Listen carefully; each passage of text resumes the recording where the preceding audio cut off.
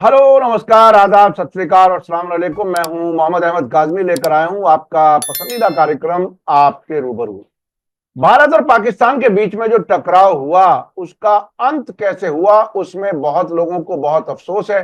कुछ लोगों को तो इतना अफसोस है कि शायद पाकिस्तान पर हमारा कब्जा हो चुका था, ये आखिर हाथ से क्यों निकलने दिया मोदी जी ने। और बहुत से लोग मीडिया को गालियां दे रहे हैं। कुछ लोग हमारे जो फॉरेन सेक्रेटरी हैं उन्हें बड़ा बुरा भला कह रहे हैं, और कुछ मोदी जी को ही बुरा भला कह रहे हैं। लेकिन इस सब के बीच, इस जंग में, इस टकराव में एक पहलू है जिस पर लोग चर्चा कम कर रहे हैं। आज हम उस पर चर्चा करेंगे। इस बार आखिर इस टकराव में, जो फौजी टकराव था, जाहिर है, जो आतंकवादी हमले के जवाब में भारत की तरफ से 9 जगहों पर एक बहुत ही अहम हमले हुए, जिनको बताया गया कि ये आतंकवादियों के ठिकाने थे, और उसके बाद जवाबी दर जवाब ये सब चलता रहा। लेकिन इस सब में नया क्या कुछ था? टेक्नोलॉजी का इस्तेमाल कहां था? कहीं फौजी लड़ते हुए नजर नहीं आए, कहीं जमीनी फौज दोनों तरफ से कहीं नहीं थी। लेकिन नुकसान काफी हुआ। काफी मैं इसलिए कह रहा हूं कि अभी दोनों हुकूमतें, दोनों मुल्क अपने अपने नुकसान को जरा कम करके बताना चाह रहे हैं। लेकिन जो इंटरनेशनल मीडिया है उसमें बताया जा रहा है कि नुकसान कहां कहां क्या क्या हुआ है। लेकिन इसमें क्या क्या हथियार इस्तेमाल हुए, क्या नए तरीके इस्तेमाल किए गए, आर्टिफिशियल इंटेलिजेंस का क्या इस्तेमाल था, ड्रोन्स का क्या इस्तेमाल था, मिसाइलें क्या थी। और इस बार हमने देखा कि यह बताया गया कि आसमान में जहाज उड़े, अपनी ही सरहद में रहे, और वहां से एयर टू ग्राउंड किस्म की कुछ मिसाइलें मारी गई। क्या कुछ है, इस सब पर बात करने के लिए मेरे साथ खास मेहमान है सीनियर जर्नलिस्ट असद मिर्जा साहब, जो बीबीसी, खलीज टाइम्स और कई नेशनल और इंटरनेशनल मीडिया हाउसेस के लिए काम करते रहे हैं, और ब्रिटिश हाई कमीशन में मीडिया कंसल्टेंट के तौर पर रहे हैं, और उनके रेगुलर कॉलम आते हैं। और डिफेंस के सिलसिले में भी वो एक रेगुलर मैगजीन के लिए लिखते हैं, जिसका नाम है रक्षा अनिर्वेदा, जो अंग्रेजी में है, और हर 3 महीने, जिसे क्वार्टरली कहा जाता है, वो आती है। और बहुत लोग जो डिफेंस से मुताल्लिक लोग हैं, एक्सपर्ट्स हैं, उसमें लिखते भी हैं और उसे पढ़ना भी पसंद करते हैं। असद मिर्जा साहब, वेलकम है आपका। मीडिया स्टार वर्ल्ड को आपने वक्त दिया, उसके लिए बहुत बहुत शुक्रिया। आप ये बताइए कि मैं अपने दर्शकों को बता दूं कि काफी दिन तक असद मिर्जा साहब ने मीडिया स्टार वर्ल्ड के लिए हफ्ते में 2 प्रोग्राम देने का सिलसिला रखा। बहुत आप लोग पसंद करते थे, लेकिन उनकी मसरूफियत की वजह से वो सिलसिला जरा रुक गया। अब आज हमने ये खास रिक्वेस्ट की है ताकि हम समझ सकें कि ये इस जंग में क्या कुछ नई तब्दीलियां देखी, क्या कुछ नए किस्म के हथियार देखे गए। असद मिर्जा साहब, बताइए कि आखिर एक एक फौजी मामलात के एक्सपर्ट के तौर पर आप ये इस जंग के नए आयाम क्या थे? क्या कुछ नया कुछ नजर आया, उस पर जरा बताइए। जी, शुक्रिया कासमी साहब। सबसे पहले आपके प्रोग्राम के नाजरीन को मेरा प्यार भरा आदाब और सलाम। आज काफी वक्फे के बाद उनसे राब्ता हो रहा है।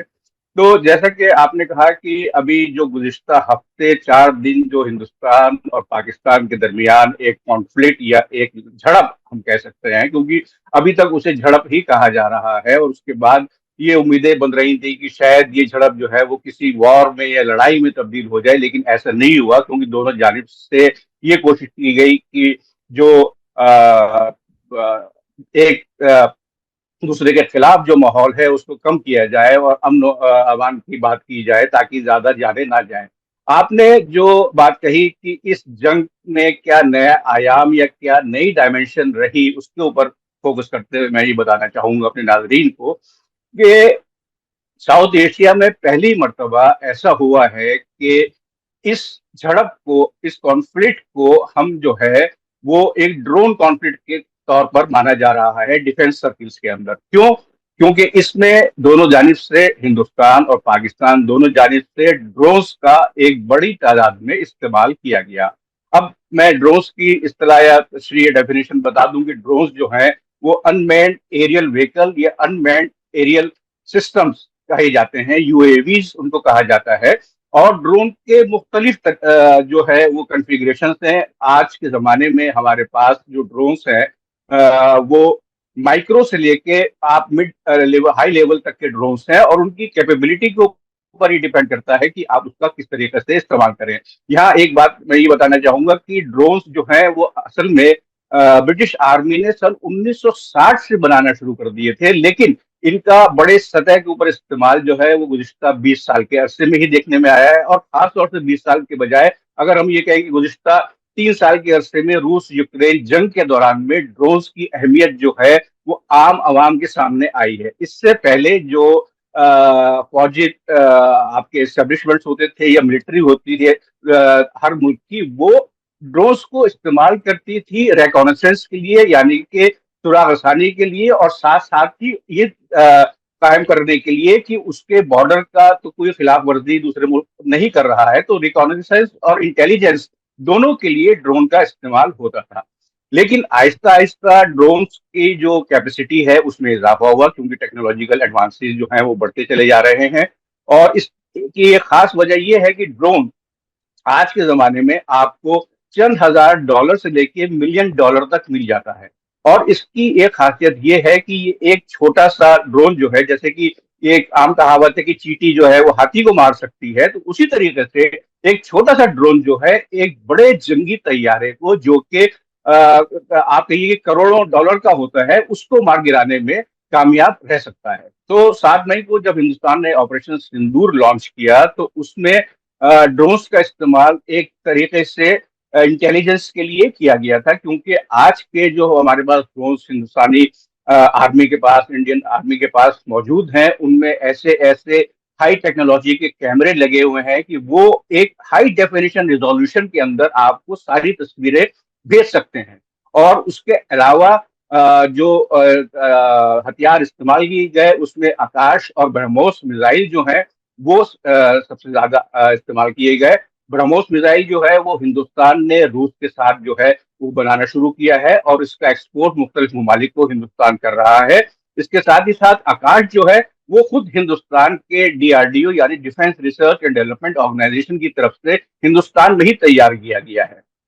तो जब हिंदुस्तान की जानिब से पहला जो एक ये कहिए कि एरियल अटैक हुआ पाकिस्तान के ऊपर, तो पाकिस्तान ने उसका जवाब जो है एक ड्रोन स्वाम के जरिए, जो ड्रोन स्वाम्स को हम ये कह सकते हैं कि एक ड्रोन्स का एक झुंड, और इस झुंड के अंदर ड्रोन्स की तादाद 50 से लेकर 500 तक हो सकती है। तो अभी तक जो आदादोशुमार हमारे पास, जो तफसीलात हमारे पास मौजूद हैं, उसके मुताबिक पाकिस्तान ने अपने मुख्तलिफ मकामात से तकरीबन 400 से 500 ड्रोन जो है वो हिंदुस्तान की जानिब लाइन ऑफ कंट्रोल और इंटरनेशनल बॉर्डर से दूसरी जानिब से हिंदुस्तान भेजे। लेकिन हिंदुस्तान का जो एयर डिफेंस सिस्टम है उसने इन ड्रोन्स को बहुत कामयाबी के साथ तबाह कर दिया। और इसमें भी दो तरीके होते हैं कि ड्रोन्स को आप किस तरीके से खत्म कर सकते हैं। एक तो उसका ये होता है कि आप उसको जैम कर दें, ताकि जो उसका पूरा प्रोग्राम है उसको आप खत्म कर सकते हैं जैमिंग करके ही, और उसको दूसरे रास्ते पर डाल सकते हैं। और उसके साथ साथ मिलिट्री में एक इस्तेलाह है स्पूफिंग, तो आप उसको स्पूफ करके उसके जो असल मकसद है उसको उससे भटका सकते हैं। और अगर आपके पास ऐसे हथियार मौजूद हैं तो आप ड्रोन्स को खत्म भी कर सकते हैं। तो हिंदुस्तान ने दोनों तरीकों से काम लिया, पाकिस्तानी ड्रोन्स की जैमिंग और स्पूफिंग के अलावा बड़ी तादाद में उनको मार भी गिराया, और साथ ही साथ अपने ड्रोन जो है वो भी पाकिस्तान की तरफ रवाना किए। अब इसमें सबसे बड़ी बात उभर कर ये आती है कि जब हिंदुस्तान ने हवाई हमला किया पाकिस्तान के खिलाफ, तो पाकिस्तान ने अपने जानिब से कोई हवाई हमला ना करके ड्रोन्स से हमला, या स्वाम ड्रोन्स का जो एक झुंड हिंदुस्तान की जानिब भेजा था, तो वो क्यों भेजा था? तो आज का जो लड़ाई का या जंग का माहौल है उसमें जो फौजी इक्विपमेंट्स हैं वो लाखों करोड़ों डॉलर के होते हैं, और कोई भी मुल्क ये नुकसान बर्दाश्त नहीं करना चाहता है। साथ ही साथ हर मिलिट्री का एक मकसद ये भी होता है कि वो अपने फौजियों की यानी कि इंसानी जानों की हिफाजत करे और उनको कम से कम शहीद होने से बचाए, किसी भी जंग में इस्तेमाल होने से बचाए। तो ड्रोन्स का सबसे बड़ा जो फायदा है वो ये है कि इसमें कोई भी इंसानी जान जो है वो खतरे में नहीं आती है, लेकिन ड्रोन आपके लिए 3 काम कर सकता है। पहली बात कि आपके जो इलाका है उसकी निगरानी कर सकता है, रिकॉग्निशंस कर सकता है, इंटेलिजेंस कर सकता है, यानी सुराग रसानी कर सकता है कि दूसरे मुल्क में कहाँ कहाँ किस किस जगह क्या क्या हो रहा है, इसकी तस्वीरें वो आपको भेज सकता है। इसके साथ ही वो एक अटैक ड्रोन होता है, जिस अटैक ड्रोन के अंदर जो है मुख्तलिफ असला जो है, ये छोटे मिसाइल जो है, ये रॉकेट उसके अंदर नस्ब किए जाते हैं और वो उसके जरिए हमला भी कर सकता है।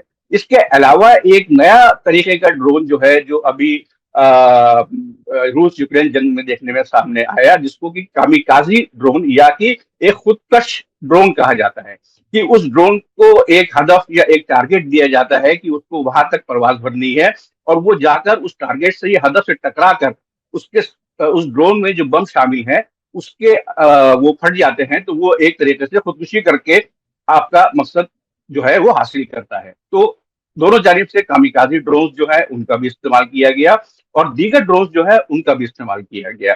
अब सवाल लोगों के जहन में सबसे ज्यादा ये आया है कि जब 400 से 500 ड्रोन पाकिस्तान ने हिंदुस्तान की तरफ दागे, तो किस तरीके से हिंदुस्तान का जो दिफाई निजाम है, जो डिफेंस सिस्टम है, उसने किस तरीके से कामयाबी हासिल की उन ड्रोन को तबाह करने के लिए। तो मैं यहाँ बताना चाहूंगा आपको कि हिंदुस्तान का जो एयर डिफेंस सिस्टम है उसकी 4 लेयर्स हैं। कि एक पहली लेयर जो है वो आपके दूरी से तकरीबन 500 से 600 किलोमीटर दूर से आपके ऊपर आने वाले किसी मिसाइल या रॉकेट की निशानदेही करके आपसे आपको बताती है कि आप उसके लिए क्या जवाब दे। दूसरी लेयर जो है वो उससे करीब कर आ जाती है और वो 10 से लेकर 100 किलोमीटर के रेंज में चलती है। और तीसरी लेयर जो है वो पहली लेयर के और सेकंड लेयर में जो टारगेट्स आइडेंटिफाई किए गए हैं उनको तबाह करने के लिए काम करती है, और चौथी लेयर मुकम्मल तौर के ऊपर उसको किसी भी तरीके से आगे बढ़ने से रोकती है। तो इस पूरे 4 लेयर डिफेंस के अंदर जो है वो सबसे ज्यादा जो काम किया वो सैम 400 मिसाइल सिस्टम ने किया, जिससे कि एक वक्त में 12 रॉकेट दागे जा सकते हैं और जो कि हिंदुस्तान ने रूस से खरीदा है। और इसके साथ ही साथ जो डीआरडीओ ने अपनी टेक्नोलॉजी से दूसरे निजाम बनाए हैं, उन्होंने भी इसमें काफी काम किया। और इसके अलावा जो मिसाइल्स इस्तेमाल किए गए उसमें नागस्त्रा जो मिसाइल है वो नागपुर में बनाया जाता है, वो हिंदुस्तान ने इस्तेमाल किया। और इसके साथ ही साथ अभी कल ही जो यानी कि जो गुज़िश्ता कल है यानी कि 13 मई को नागस्त्रा का एक बड़ा वर्जन भगवस्त्रा जो है उसकी ट्रायल्स इंडियन आर्मी ने की है लद्दाख में। क्योंकि देखिए असल में जब आपको ड्रोन्स भेजना है तो आपको हर तरीके का जो वेदर कंडीशंस है उनसे भी आपको निपटना है कि भाई कहीं किसी जगह पर गर्मी है, कहीं सर्दी है, कहीं बर्फबारी हो रही है, कहीं पे तेज हवाएं चल रही है, या लद्दाख या सियाचिन की अगर हम बात करें तो वहां पर -डिग्री टेम्परेचर में वो ड्रोन कैसे जाएगा, कैसे उड़ेगा, ये सब आपको एक तरीके से सुनिश्चित करना होता है, एश्योर करना होता है। साथ ही साथ अगर हम बहरी ड्रोन्स की बात करें तो जब जो सी ड्रोन्स हैं हमारे, तो उनको जो वहां का माहौल है जिसमें कि नमक की ज्यादती होती है, तो उनको उसकी प्रोटेक्शन के लिए उनके ऊपर दूसरी लेयर्स कायम की जाती हैं कि नमक से उनका जो बाहरी खोल है उन ड्रोन्स का वो तबाह ना हो सके। इसके साथ ही साथ अब जो है बड़े ममालिक ने सी ड्रोन्स जो है या अंडर वाटर ड्रोन्स जो है वो भी बनाने शुरू कर दिए हैं, कि जो पानी में रहकर तकरीबन 24 से 48 घंटे तक पानी में रहने की सलाहियत रखते हैं और किसी भी बड़े जहाज या सबमरीन से चिपक कर वो फट जाते हैं, यानी कि वो भी कामिकाजी ड्रोन्स हैं, लेकिन वो इतना लंबे अरसे तक रहते हैं। तो इसकी लिए क्या कैपेसिटी चाहिए, क्योंकि देखिए जो जैसे मैंने शुरू में कहा था कि ड्रोन माइक्रो से लेके बड़े मिड लेवल तक आपके हैं, तो ये उनकी ड्रोन्स की जो कैपेसिटी है उस पर डिपेंड करता है कि सबसे पहले वो कितनी दूर तक उड़ान भर सकता है, दूसरे वो किस माहौल में जो है वो परवाज भर सकता है, किसमें वो अच्छे तरीके से काम कर सकता है, तीसरे उसके अंदर कौन से सिस्टम्स, उसके अंदर जो रडार लगाए गए हैं, उसके अंदर जो बाकी चीजें लगाई गई हैं वो कितनी बासर हैं, उसके अलावा उसमें कोई असला लगाया गया है या नहीं लगाया गया है। इसके अलावा ड्रोन्स का एक बड़ा इस्तेमाल आज के जमाने में लॉजिस्टिक्स या ट्रांसपोर्टेशन के लिए किया जा रहा है। देखिए हमारे नाजरीन को मालूम होगा कि आप जम्मू कश्मीर में ऊंचाई में पहाड़ों के ऊपर जो है जो हमारे फौजियों को रसद और खाने पीने की दूसरी चीजें भेजी जाती थी, अब तक वो या तो खच्चरों के जरिए भेजी जाती थी या उनको पैराड्रॉप यानी कि किसी प्लेन से उनको पैराशूट के जरिए नीचे भेजा जाता था। लेकिन अब ऐसे ड्रोन बनकर आने लगे हैं जो कि आपका रसद, ये सामान, ये एम्यूनिशन, जो असला है, वो लेकर जाते हैं और एक खास मखसूस जगह पर जाते हैं। तो उसमें आपको ये यकीन हो जाता है कि जो आप जिस जगह अपना सामान भेजने जा रहे हैं वहीं वो पहुंचेगा। पैराड्रॉपिंग से जो पैराशूट के जरिए जो सामान भेजा जाता है, कभी कभी होता था कि बॉर्डर के दूसरी जानिब भी पैराशूट गिर जाता था, तब उसमें तो आपका नुकसान होता था। लेकिन अब ड्रोन्स के जरिए वो नुकसान बिल्कुल जीरो हो गया है। तो अटैक, रेस्क्यू और ट्रांसपोर्टेशन, इन सब के लिए अब ड्रोन्स का इस्तेमाल जो है वो आगे बढ़ता चला जा रहा है। अच्छा अच्छा, आपने बहुत ही मल्टीपर्पज ड्रोन्स का जिक्र किया।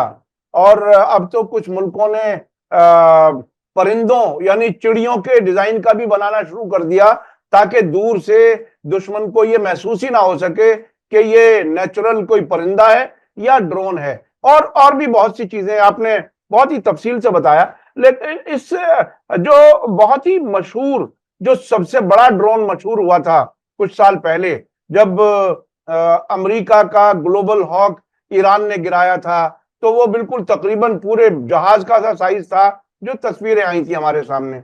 उधर तुर्की के कुछ ड्रोन्स का भी जिक्र आया है कि पाकिस्तान को तुर्की ने ड्रोन्स दिए हैं। और ये ड्रोन्स का इस्तेमाल इस हद तक, बल्कि अब ये भी चर्चा होने लगी कि अर्दगान जो है वो पाकिस्तान के साथ हैं, तो हमें उनसे बायकॉट कर देना चाहिए। वो कौन से ऐसे ड्रोन्स हैं? एक तो मैं ये समझना चाहूंगा कि क्या भारत भी अपने तो बना ही रहा होगा, लेकिन क्या दूसरे मुल्कों से ड्रोन्स ले रहा है? और पाकिस्तान ने किन किन मुल्कों के ड्रोन्स इस्तेमाल किए, अगर आप थोड़ा सा और बता सकते। देखिए, जहां तक ड्रोन्स के बनाने का और इंपोर्ट करने का इन दोनों ममालिक का ताल्लुक है, तो जो पाकिस्तान के ताल्लुक से हमारे पास मालूमात हैं, उससे ये पता चलता है कि पाकिस्तान बड़ी तादाद में चाइना और तुर्की से ड्रोन्स जो है वो खरीद रहा था, और उसने अपने ड्रोन्स भी बनाए हैं। उसके बनाए हुए 2-3 ड्रोन्स जो हैं वो भी कामयाब रहे हैं। पाकिस्तान ने उनका भी बड़ी तादाद में इस्तेमाल किया है। लेकिन इस पूरे जो कॉन्फ्लिक्ट है या झड़प में एक जो खास बात उभर कर सामने आई है वो ये है कि इसमें जो चाइनीज ड्रोन्स हैं, उनकी कामयाबी या उनकी एफिशिएंसी के ऊपर जो सवालिया निशान लगे हुए थे, वो बहुत हद तक दूर हो गए कि वो कितने हद तक कामयाब हो सकते हैं या वो कितने हद तक नाकाम रहे। इसके साथ ही साथ चीन के जंगी तैयारे J-10C के बारे में भी, जो अभी तक वेस्टर्न ममालिक को पता नहीं था, मगरबी ममालिक को पता नहीं था कि उसकी परफॉर्मेंस कैसी होगी, क्या होगी, वो भी इसमें वाजे हो गई है। क्योंकि उनका ये कहना है कि उन्होंने हिंदुस्तान का एक राफेल जो जहाज है वो JC-10 के जरिए जो है वो गिराया है, जबकि राफेल को माना जाता है कि वो JC-10 से ज्यादा तकनीकी तौर पर आगे है।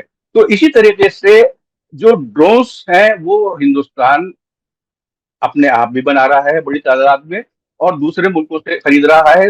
लेकिन इसमें जो हिंदुस्तान ने जिस तरीके से अपनी ड्रोन इंडस्ट्री डेवलप की है, उसमें सबसे बड़ा हाथ इसराइल का रहा है कि इसराइल ने हिंदुस्तान को ये टेक्नोलॉजी मुहैया कराई है कि किस तरीके से ड्रोन्स, और ना सिर्फ ड्रोन्स बल्कि दूसरी एम्यूनिशन टेक्नोलॉजीज जो है वो किस तरीके से हिंदुस्तान में इस्तेमाल की जा सकती है। इसके अलावा हिंदुस्तान, आपने जैसा कहा कि जो और कौन से ममालिक से खरीद रहा है, तो अभी हिंदुस्तान ने गुज़िश्ता साल ही अमेरिका के साथ में एक करोड़ों डॉलर की डील साइन की थी, जिसमें कि आपका सी प्रेडेटर या गार्जियन ड्रोन जो है वो अमेरिका से खरीदा जा रहा है। सिर्फ 14, मतलब करोड़ों डॉलर के अंदर सिर्फ 14 खरीदे जा रहे हैं, जिसमें से कि 9 इंडियन आर्मी के पास रहेंगे और 9 जो है, 6 जो हैं वो आपके इंडियन नेवी के पास रहेंगे। तो ये ड्रोन जो है, ये आपने जो गोल्डन हॉक का जिक्र किया, तो उससे साइज में बहुत छोटे हैं। और उसके अलावा ड्रोन उससे भी छोटे होते चले जा रहे हैं। जैसे कि मैंने शुरू में भी कहा था कि अब हमारे पास माइक्रो ड्रोन्स भी हैं, जो कि चिड़िया क्या, मतलब हमारी हथेली के ऊपर आप एक ड्रोन रख सकते हैं, और उस ड्रोन के अंदर इतना हसास कैमरा होगा कि वो 10 किलोमीटर दूर से भी आपके घर के अंदर की तस्वीरें जो है वो आपको, दूसरे जिसने उसको ड्रोन को भेजा है उसको वो तस्वीरें, वो फिल्म, वो वीडियो मुहैया करा सकता है। तो जैसे जैसे टेक्नोलॉजी आगे बढ़ रही है, उसी तरीके से टेक्नोलॉजी के इस्तेमाल से ड्रोन्स का साइज छोटा होता चला जा रहा है, और उस साइज के छोटा होने के साथ साथ उनकी हिफाजत या उनकी कैपेसिटी में भी इजाफा होता चला जा रहा है। और अब तो आर्टिफिशियल इंटेलिजेंस यानी एआई का भी इस्तेमाल हो रहा है कि क्योंकि ऐसी भी ड्रोन्स और हिंदुस्तान ने भी वो ड्रोन्स इस्तेमाल किए जो कि आर्टिफिशियली आप बताते हैं कि भाई हमें यहाँ जाना है और इस जगह पर ये आपने हमला करना है, ये उसमें इंफॉर्मेशन फीड कर दी जाती है। और वो उसी हिसाब से जब उस जगह पहुंचता है तो वो कैलकुलेट करता है कि मुझे इस चीज को खत्म करने के लिए कौन सा बम इस्तेमाल करना है, किस ग्रेड का बम मुझे इस्तेमाल करना है, तो वो उसी तरीके से अपना असला भी इस्तेमाल करता है। और इसके साथ ही साथ वो आपका इंटेलिजेंस का काम भी कर रहा है, उसकी भी फोटो आपको भेज रहा है। इसके अलावा जो हिंदुस्तान ने अपना एक दूसरा ड्रोन इस्तेमाल किया गया था उसको एफपीवी फर्स्ट पायलट व्यू के नाम से भी जाना जाता है, जो कि अमूमन एक लड़ाका तैयारे या फाइटर जेट के साथ चलता है। और उन ड्रोन्स को उसका विंगमैन यानी कि जो इस तरह एयरफोर्स में इस्तेमाल होती है उसके उसके मुताबिक यानी कि पायलट का दो मुहाफिज दाएं और बाएं जो हैं वो रहते हैं। और वो जब ड्रोन्स को दागता है तो वो उन ड्रोन्स में लगे कैमरों से उस वक्त जमीन के ऊपर क्या हो रहा है ये बिल्कुल हाई डेफिनेशन रिजोल्यूशन के अंदर वो देख सकता है। और उसके बाद वो फैसला ले सकता है कि भाई मुझे क्या करना है, मेरा अगला कदम क्या होगा, मुझे हमला करना है या नहीं करना है, और हमला करना है तो कौन से असला को इस्तेमाल करना है। और इसमें ड्रोन भी उसकी मदद करता है, और अगर वो चाहे तो ड्रोन को खुद मुख्तार या इंडिपेंडेंट बना के भी छोड़ सकता है। तो इस तरीके से टेक्नोलॉजी डेवलप होती चली जा रही है, उसकी वजह से ड्रोन का साइज कम से कम होता चला जा रहा है, छोटे से छोटा होता चला जा रहा है। और साथ ही साथ उसका जो दूसरा इस्तेमाल जो मैंने अभी आपको बताया था कि लॉजिस्टिक्स का जो इस्तेमाल है वो उस में भी एक बड़े हद तक जो है वो ड्रोन्स का इस्तेमाल बढ़ता चला जा रहा है। और एक बात मैं नाज़रीन को ये भी बताना चाहूंगा कि ड्रोन्स जो है बेसिकली हेलीकॉप्टर और किसी हवाई जहाज के बीच की चीज माना जा सकता है, क्योंकि ड्रोन एक हेलीकॉप्टर की तरह जमीन से हवा में उड़ता है और उसी तरीके से नीचे आता है। आप उसको रिमोट से भी कंट्रोल कर सकते हैं, आप उसको एक कमांड सेंटर से भी कंट्रोल कर सकते हैं जो बड़े ड्रोन्स हैं। और उसके अलावा उसको आप जिस तरीके से भी घुमाना चाहें घुमा सकते हैं। और उसके अंदर सबसे बड़ी बात जो है ड्रोन्स का इस्तेमाल ज्यादा बड़ा है कि उसके अंदर कोई आवाज नहीं है, क्योंकि वो इलेक्ट्रॉनिक बैटरीज के ऊपर चल रहा है। और उसी इलेक्ट्रॉनिक बैटरीज से उसकी जो कैपेसिटी है कि वो हवा में कितनी देर तक ठहर सकता है वो डिपेंड करता है। तो उसकी वजह से कोई उसमें आवाज नहीं आती है। लेकिन इसके साथ ही साथ एक हल्की सी भिनभिनाहट जो कि हम कहते हैं कि मक्खी या मच्छर की जो भिनभिनाहट होती है वो ड्रोन से होती है। और इसका अमूमन असर जो है वो इंसानों के ऊपर उनके दिमाग के ऊपर होता है जब अगर ड्रोन अपनी कम ऊंचाई के ऊपर जो उड़ते हैं तो ये चीज सामने आती है। अफगानिस्तान में ये बात देखने में आई थी कि जब वहां ड्रोन बड़े ड्रोन उड़ाए जाते थे तो लोगों के जो के एक लंबी लड़ाई झेल चुके थे उनके जहनों के ऊपर जो भिनभिनाहट थी वो उनके सर में दर्द पैदा करती थी। और एक तरीके से वो साइकोलॉजिकल वॉरफेयर का इस्तेमाल हो सकता था। और जिस तरीके से ड्रोन्स का इस्तेमाल आगे बढ़ता चला जा रहा है उससे अभी लगता है कि जो मिलिट्री के अंदर एक बात कही जाती है कि मिलिट्री प्लेबुक क्या है, या दूसरे लफ्जों में उसे ये कह सकते हैं कि मिलिट्री की स्क्रिप्ट क्या होनी चाहिए किसी भी मुल्क की। तो उस मुल्क में ड्रोन का इस्तेमाल जो है खासतौर पर ऐसी जंग के लिए किया जाता है जिसको आप बड़ी सतह पर ना लेके जाएं और अपने जो फौजी हैं उनको कम से कम उनको हलाक होने का आप जो है वो टारगेट लेकर चलें। और ज्यादा से ज्यादा आप अपने मुखालिफ की इंटेलिजेंस या रिकॉग्निशन जो है वो हासिल करके उसके खिलाफ बड़े जो एरियल आपके अटैक्स हैं उसको वो कर सकें। क्योंकि जो 7 मई को जो हिंदुस्तान ने अपने ड्रोन भेजे थे उसी की बिना पर 8 और 9 मई को हिंदुस्तान ने जो पाकिस्तान और पाकिस्तान के जेर इंतजाम कश्मीर के अंदर जो मुख्तलिफ 9 ठिकानों पर जो मुबैना दहशतगर्द ठिकाने हिंदुस्तान करार देता है उनके ऊपर हमला किया। और वो बहुत ही पिन पॉइंट तरीके से हमले हुए क्योंकि आपके पास वो पूरी इंफॉर्मेशन उस ग्रिड के हिसाब से उस नक्शे के हिसाब से एक एक चीज आपके पास मौजूद थी। तो आपके जो मिसाइल्स हैं वो लॉक होने के लिए जब होते हैं तो वो उनको जो डायरेक्शन दी जाती है वो बहुत एक्यूरेट होती है। तो उन्हीं ने उसी जगह जाकर अपने हदफ के ऊपर जाकर अपना इस्तेमाल उनका जी इस्तेमाल हुआ। जी जी, असद साहब आपने बहुत ही बारीकी से बताया और वाकई हमारे नाजरीन के लिए, दर्शकों के लिए ये बहुत ही इंपॉर्टेंट इंफॉर्मेशन है। मुझे याद आ रहा है कि जब अफगानिस्तान में अमेरिकी फौजें थीं तो कहीं सैन फ्रांसिस्को में कहीं ये ऑपरेटर्स बैठते थे जिन्हें जिन्हें पायलट भी कहा जाता था ड्रोन्स का, और वो देखते थे पॉइंट्स कहाँ की जगह बम गिराना है, वो वहां से बैठ करके, यानी अमेरिका में बैठा हुआ आदमी अफगानिस्तान के पहाड़ों पर बमबारी कर रहा था। तो ये, और हमने अभी वेस्ट एशिया में जो कुछ देखा, याहिया सिनवर का जो कत्ल हुआ है गाजा में, उसमें बाकायदा पहले वो ड्रोन आया और ड्रोन पर ही उन्होंने वो लाठी मारी थी, वो वीडियो सब लोगों ने देखा है। तो ये ड्रोन इतना कमाल की चीज सामने आई है। अब आगे देखिए, ये जो मिसाइल और दूसरे और हथियार हैं, उनका भी इस्तेमाल निस्बतन ऐसा लगा कि कम हुआ है। क्या अब आने वाले वक्त में ड्रोन ही पूरी तरह से जंगें लड़ेंगे, और सब लोग अपने अपने कंट्रोल रूम से भी बैठ करके सब कुछ कंट्रोल करेंगे क्या? और फ्यूचर क्या नजर आ रहा है? और खासतौर पे आर्टिफिशियल इंटेलिजेंस के बारे में थोड़ा सा और बता दीजिए कि इसके जरिए क्या क्या कुछ हो सकता है। हमारे पास बहुत कम वक्त रह गया, जरा मुख्तसर करके बताइए। जी, काजमी साहब, जैसे मैंने पहले अर्ज किया कि ड्रोन्स जो है वो एक छोटे कॉन्फ्लिक्ट लेवल तक ही इस्तेमाल किए जाने के लिए, जब कॉन्फ्लिक्ट स्टार्ट होता है उसके तक ही इस्तेमाल किए जाने के इम्कानात हैं। उसके बाद की लड़ाई जो है वो जंगी जहाज या दूसरे मिसाइलों के जरिए ही की जाएगी। लेकिन जैसा कि आपने कहा कि आप ड्रोन्स को कहीं काफी दूरी से बैठकर जो है वो देख सकते हैं, और इसी वजह से पाकिस्तान ने अपने जहाजों को ज्यादा आगे नहीं भेजने दिया, क्योंकि जिस वक्त हिंदुस्तान के ड्रोन आपके कश्मीर या पाकिस्तान के दूसरे इलाकों में हमला कर रहे थे, तो आईएनएस विक्रांत जो है वो अरेबियन सी में मौजूद था, और वहां से वो निगहबान वो निगाह रखे हुए था पाकिस्तानी जहाजों की मूवमेंट के ऊपर, और अपने ड्रोन उसके वहां पर भी मौजूद थे, वहां पर भी वो रिकॉनेसेंस और इंटेलिजेंस का काम अंजाम दे रहे थे।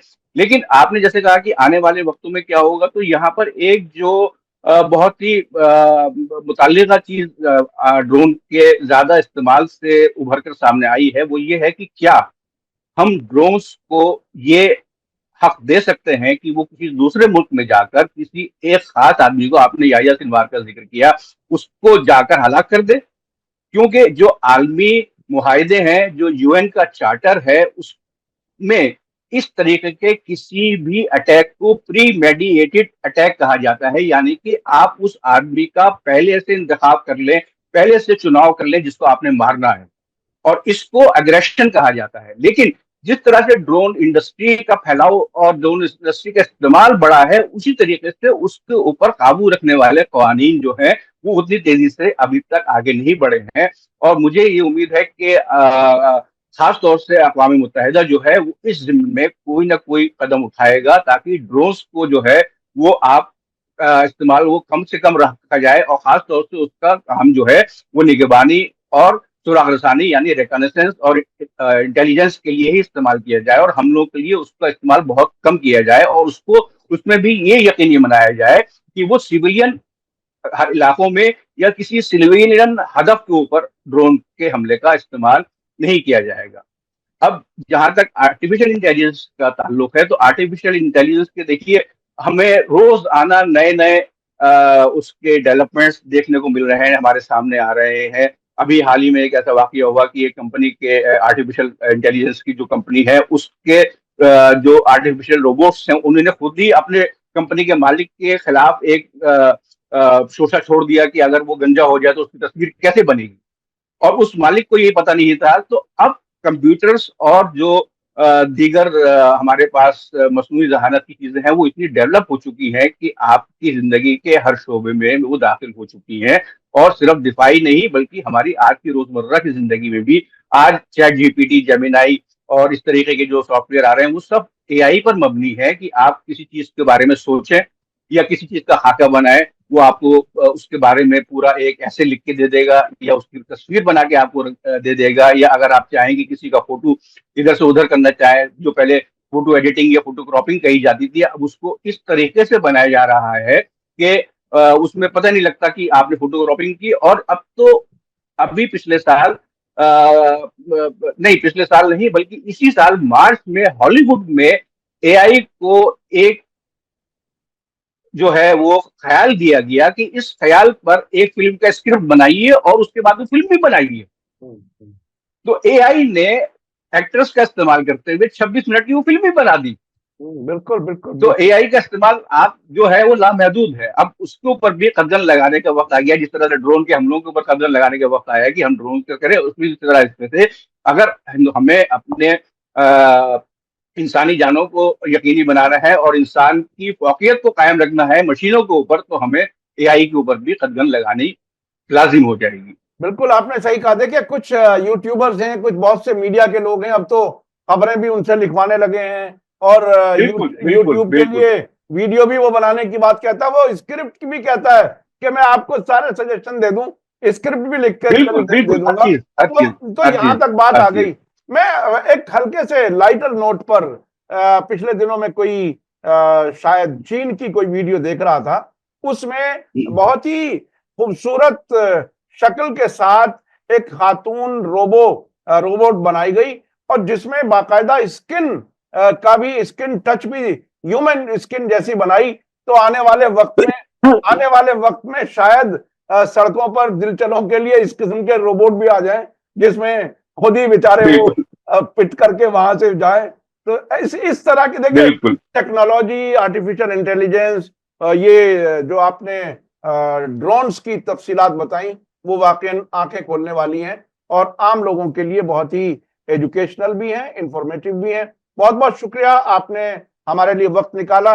मैं अपने दर्शकों से कहना चाहूंगा कि मीडिया स्टार वर्ल्ड की कोशिश होती है कि मुख्तलिफ पहलुओं पर आपकी मालूमात में इजाफा हो, आप तक वो चीजें पहुंचे जो आपको पहुंचनी चाहिए। और मुझे उम्मीद है कि आपको आज की वीडियो पसंद आई होगी। आप लोगों को कैसी लगी वीडियो? जो इंफॉर्मेशन आपको मिली नई इसमें, जिसमें मैंने भी बहुत कुछ सीखा है, वो उसके बारे में आप अपने कमेंट्स लिखें, बताइए कि आपको कैसी लगी और ज्यादा से ज्यादा लोगों तक शेयर कीजिए ताकि इंफॉर्मेशन और नॉलेज ज्यादा से ज्यादा लोगों तक पहुंच सके। आप इसमें हमारी मदद कर सकते हैं। इसी के साथ मुझे दीजिए इजाजत। धन्यवाद, शुक्रिया, जय भारत, जय हिंद। मीडिया स्टार वर्ल्ड के और वीडियो देखने के लिए हमारे चैनल को सब्सक्राइब करें और सीधे नोटिफिकेशन पाने के लिए बेल आइकन दबाएं। और अगर हमारी खबर सच्ची और अच्छी लगे तो अपने व्हाट्सएप, इंस्टाग्राम, फेसबुक और ट्विटर अकाउंट पर जरूर शेयर करें।